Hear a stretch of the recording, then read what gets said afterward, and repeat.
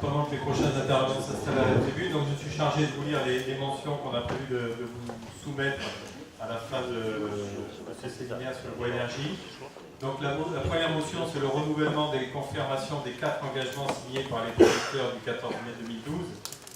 Producteurs qui sont représentés par l'USSA, le CRPF, la Maison de la Forêt, le syndicat des ETF d'Aquitaine, l'Alliance Forêt-Bois, Union des coopératives, la Société forestière de la Caisse des dépôts et l'Office national des forêts. Donc renouvelle l'engagement sur la feuille de route des producteurs aquitains dans les itinéraires sylvicoles actuels orientés vers du bois d'œuvre de qualité. Les sylviculteurs revendiquent une réelle valorisation du bois énergie. Les engagements sur la mobilisation supplémentaire de biomasse forestière primaire ont été pris sur les 4 conditions suivantes: assurer le revenu des producteurs de bois, équilibrer productivité, fertilité et gestion durable, veiller à la compétitivité de la chaleur biomasse et imaginer et conforter les outils de regroupement de l'offre. Deuxième motion, validation de l'adhésion de l'Union régionale des communes forestières le 24 septembre 2013, ça a été dit tout à l'heure par M. Lamentière, qui ont envoyé une déclaration aux signataires de la feuille de route, que je vous lis. L'Écofort partage l'objectif d'obtenir un revenu correct pour les propriétaires et rappelle que la production de gros bois et leur commercialisation en bois d'œuvre est indispensable pour atteindre un résultat économique satisfaisant. C'était le point 1 de la feuille de route.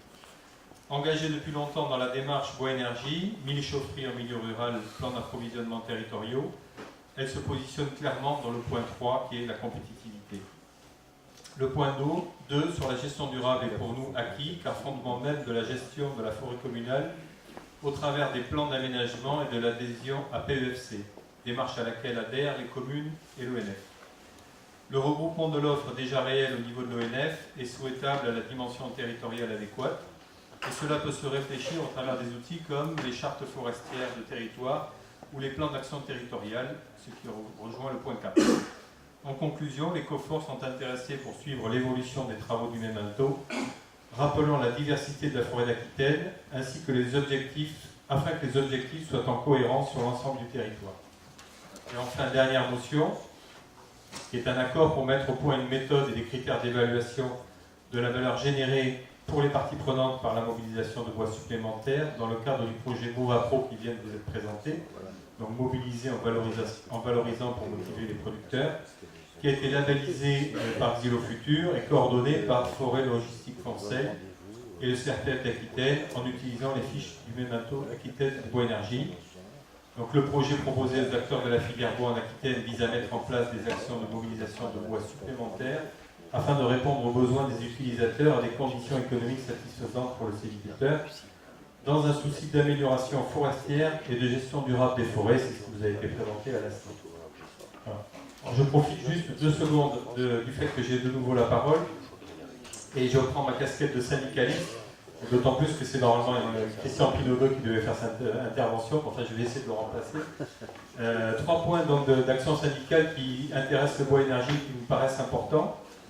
D'une part, dans cette salle, la plupart d'entre vous sont intéressés et favorables au développement du bois énergie. Il faut savoir que ce n'est pas le cas de tout le monde.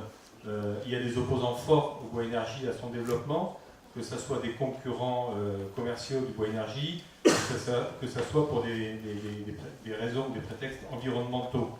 Donc on vous renvoie à un article du dernier Forêt de Gascogne où il y a eu une opposition des représentants des propriétaires forestiers contre le fait qu'on cherche à nous imposer de nouveaux critères de gestion durable et des réglementations qui empêchent ou gênent le développement du bois énergie.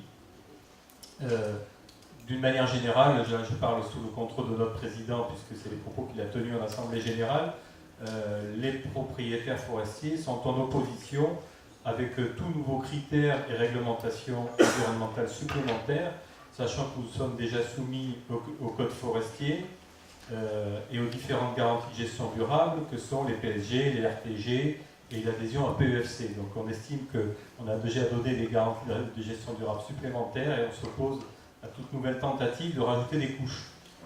Deuxième point, j'en ai parlé tout à l'heure par rapport au statut des TCR et à l'ambiguïté entre les agriculteurs et les forestiers. On a obtenu donc l'opposition à l'accès par les agriculteurs aux aides PAC sur les TCR ou sur les TTCR, puisqu'on estime que ça crée un déséquilibre de concurrence pour les propriétaires forestiers qui sont, on pense, plus naturellement les destinataires de ces productions forestières bois énergie. Et enfin, dernier point, dans le cadre des discussions des financements européens, notamment dans le cadre du FEADER, l'USSE a obtenu donc la possibilité de financer des opérations de mobilisation et de stockage en bois énergie, avec la particularité que ces financements sont réservés aux organismes de producteurs. Voilà. Je pense que c'est important qu'on puisse garder la main un peu sur notre production et sur sa valorisation.